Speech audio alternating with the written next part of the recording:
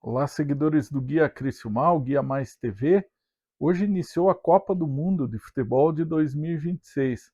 A gente, em um trabalho de parceria com alguns de nossos seguidores espalhados pelo mundo, recebeu relatos de pessoas que estão em países que estão participando da Copa do Mundo e que falam da sua realidade local, tanto da comunidade brasileira que lá reside, como também de argentinos, americanos, alemães, suecos e neozelandeses que acompanham a Copa do Mundo.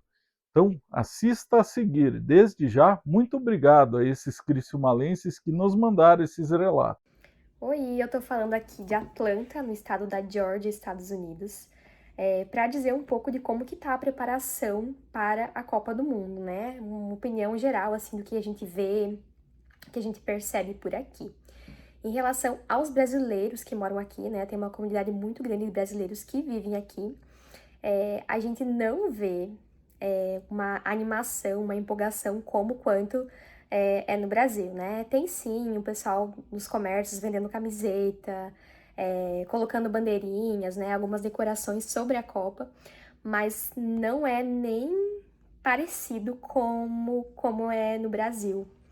E em relação aos americanos, né, que, enfim, vão sediar a Copa do Mundo, a gente também não vê muita animação, muita empolgação, muita decoração sobre a Copa ou alguma coisa assim, sabe? Eu até perguntei pro meu professor, né, na opinião dele, como que os americanos veem a Copa do Mundo, como que tá sendo, né, por eles sediarem a Copa aqui. E ele me falou assim que, no geral, eles não se importam muito, porque o foco deles não é o futebol, né? Eles priorizam outros esportes.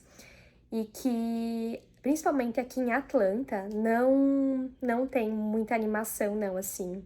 Eles até assistem, mas não é aquela coisa, sabe? Ele me falou que na Califórnia, no estado da Califórnia, o povo é um pouco mais animado, assim, pra Copa. Mas, no geral, assim, ó, não tem muito clima de Copa do Mundo como é no Brasil. E a gente vai assistir a Copa aqui de casa, eu tô com a minha camiseta aqui, e é isso. Olá, seguidores do Guia Criciúmal. Hoje, a pedido do senhor meu pai, Clécio Huber, estamos aqui diretamente de Nienburg, juntamente com os meus amigos. Olá, eu sou Gustavo, sou da Alecrim. Eu sou a Juline, lá de Juí, Rio Grande do Sul. Então, hoje a gente veio falar um pouquinho de como está o clima da Copa do Mundo aqui em Nienburg, que é uma cidade localizada no norte da Alemanha, perto de Hannover e Bremen. Então, o que a gente pode perceber conversando com as pessoas aqui, que as pessoas elas sabem que vai ter Copa do Mundo, mas é um sentimento diferente do que a gente vê no Brasil. As pessoas elas falam um pouco, elas até dão umas cornetadas na gente pelo fato do 7-1, mas elas a gente não sente tanto esse clima como no Brasil. A gente vê as pessoas conversando sobre isso no trabalho, nas próprias estações de trem, mas é algo que a gente não percebe assim um sentimento como no Brasil.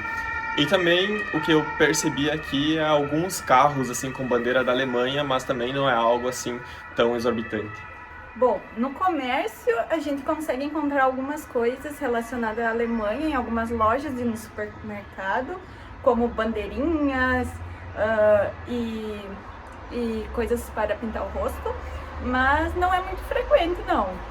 E como o Gustavo trouxe o fato do 7-1, por mais que naquela Copa do Mundo de 2014 foi então uma decepção para nós brasileiros, mas esses dias eu estava falando com um senhor no hospital, né, que é o lugar onde a gente trabalha, e ele me falou, aquela vez foi o 7-1, mas depois daquilo a Alemanha também, ela entrou numa parte degradativa, né, do futebol deles, então eles ganharam só a Copa das Confederações no ano de 2017, mas também não tiveram mais nenhum título.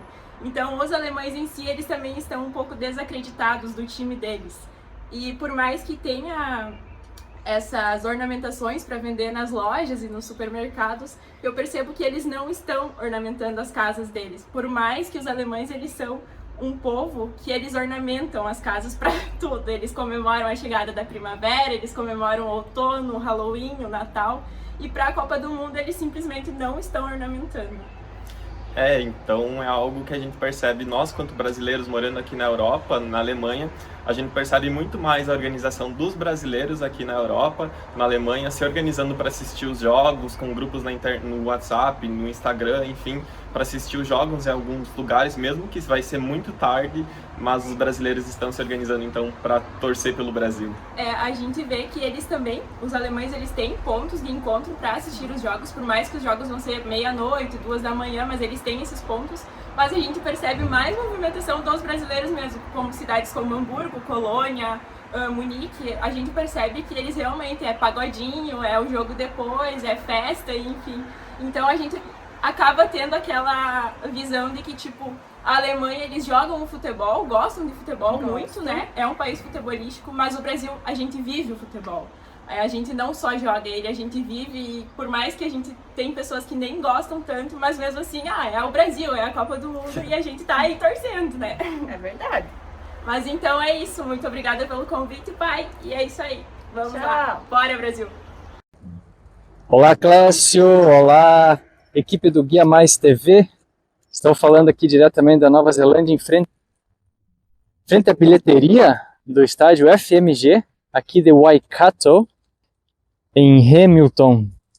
E esse estádio aqui foi sede do Mundial da FIFA, né, da Copa do Mundo da FIFA de futebol feminino em 2023. Inclusive aqui jogou Argentina e Suécia. Bom, aqui o que mais mexe com as emoções do torcedor é o rugby, porém o futebol vem crescendo muito, vem despontando aí nas últimas décadas.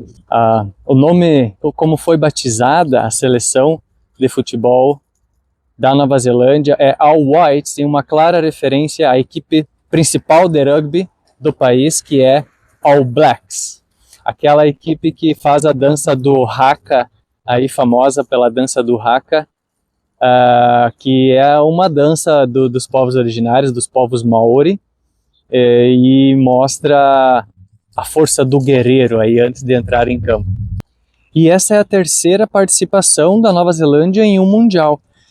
A primeira vez que a Nova Zelândia participou do Mundial foi em 1982, na Espanha, inclusive jogou contra o Brasil naquela ocasião, perdeu de 4-0 para a seleção canarinho, 2 gols de Zico, 1 gol de Falcão, e o terceiro eu não me lembro.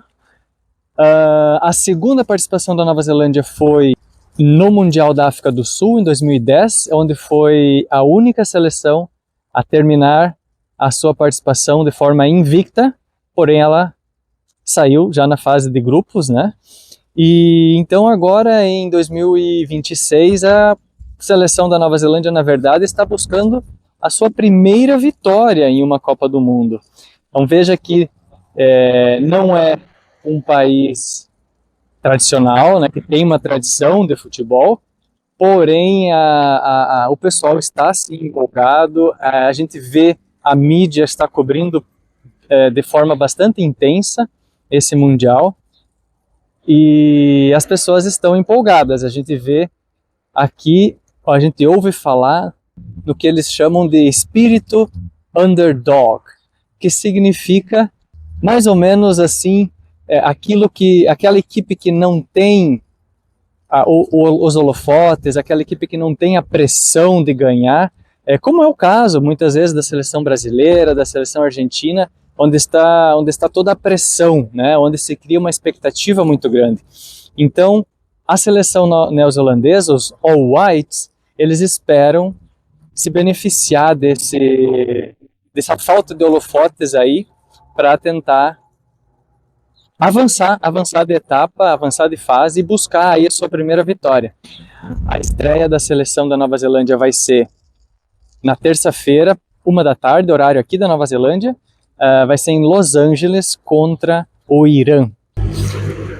E para finalizar, como eu falei, existe um espírito muito grande de otimismo e o pessoal está empolgado, porém saiu nas mídias aqui, Clécio, da Nova Zelândia, saiu no noticiário que acabaram as bandeiras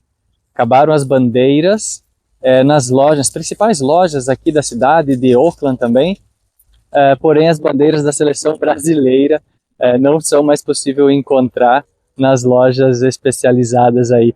Então, um grande abraço e uma excelente Copa do Mundo para todos nós.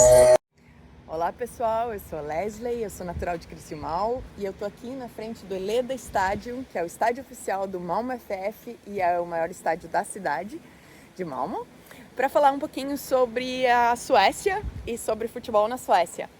A Suécia nunca foi campeã do mundo de futebol e a vez que ela conseguiu a melhor classificação foi exatamente contra o Brasil, onde ela ficou em segundo lugar, em 1958 na Copa na Suécia. Durante a Copa da Suécia, Malmö foi uma das cidades que teve eliminatórias.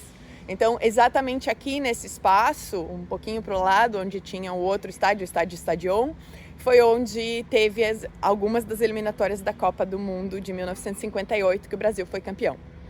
O futebol ele é extremamente importante para as pessoas da Suécia.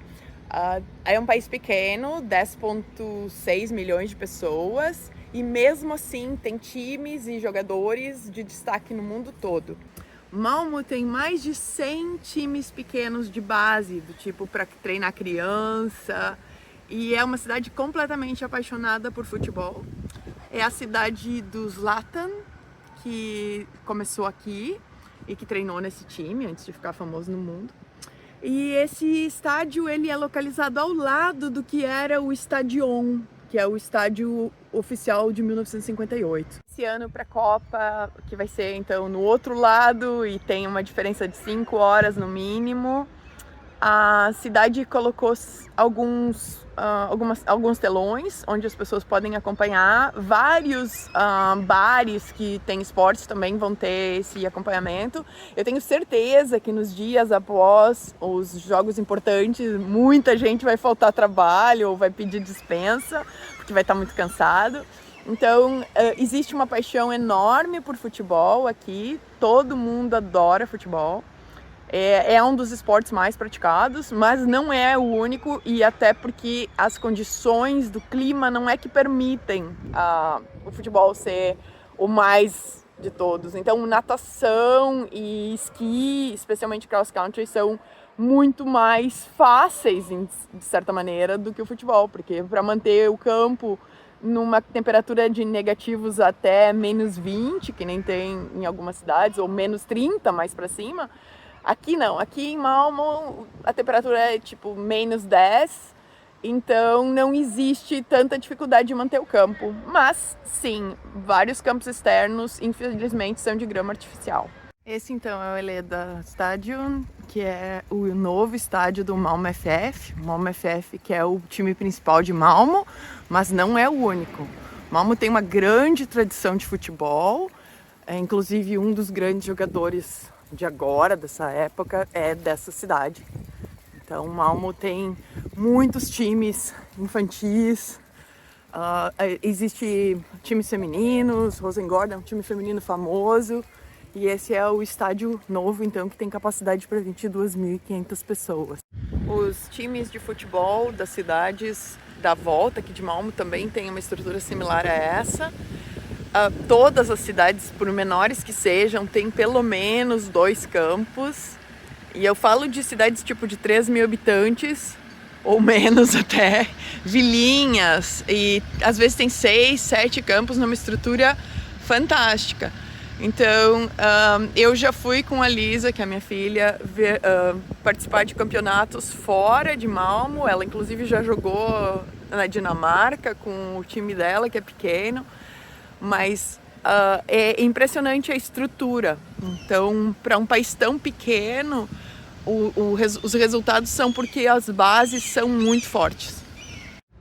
Para os brasileiros e pessoas do mundo que conheceram esse estádio, esse foi o estádio Stadion, que foi inaugurado para a Copa de 1958.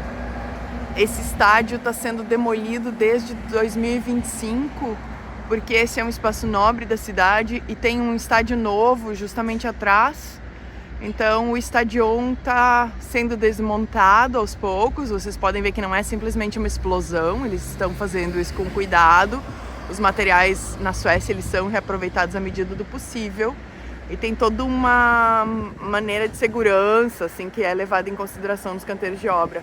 Mas ainda dá para ver as estruturas e é um pouco triste. Eu confesso que muita gente chorou quando soube que o estádio ia ser demolido. Então aqui as imagens dessa grade que apareceu muito nas fotos da Copa e que era emblemática. Essa é uma parte de um dos prédios auxiliares do Stadion que vai ser mantida do quanto eu sei. Todo o resto, então, vem abaixo. Olha aqui. É enorme a quantidade de terreno e coisas que estão sendo desmontadas. É impressionante, assim, porque 31 mil pessoas não cabem num espaço pequeno. Aqui é outro ângulo desse estádio, então. Eu tive que andar de bicicleta porque era muito longo o espaço entre onde eu filmei antes e agora. Aqui. Então toda essa parte está sendo escavada. É enorme. Olá, amigos do Guia Criciúmal, aceitando o convite do amigo Clécio. Meu nome é João Gustavo, moro há 16 anos em Buenos Aires, Argentina. E eu acho que não é novidade para ninguém que os argentinos são fanáticos pelo futebol. Então, para contar um pouco para vocês como está se vivendo essa expectativa desse Mundial agora, que vai começar hoje, no momento que eu estou gravando agora, quinta-feira. No Mundial passado eu compartilhei vários jogos com amigos argentinos, então cada jogo é um momento de fazer um assado, né, um churrasco deles, se juntar entre os amigos e olhar o jogo. Então acompanhei vários jogos também, inclusive a final com eles, então sempre um momento de muito nervosismo. O argentino grita cada gol desde a fase de grupos, né, como se fosse o último gol, um gol da final. Também isso acontece nos jogos do campeonato argentino com os clubes, né? Tenho amigos do Racing, eu sou do River Plate, aqui da Argentina. Então cada jogo, cada gol, eles gritam como se fosse o último gol da vida deles. Isso mostra essa paixão que eles têm pelo futebol. E nas ruas, o que me chamou a atenção talvez na questão dos outdoors de publicidade. Tem um outdoor que chamou muito a minha atenção desde fevereiro já, ou não sei se do ano passado, que é uma contagem regressiva para começar a Copa do Mundo. Então vinha lá de 180 dias, enfim, até agora nos últimos dias já faltando 4 dias, 3 dias, enfim. Mas enfim, acho que é isso. A Argentina aí se encaminha a querer se manter como campeão do mundo. Esperamos que não, né? Esperamos que esse ano aí venha o tão esperado Hexa para o Brasil. Um abraço a todos de Criciúmal. A gente se vê daqui a alguns dias talvez. Valeu!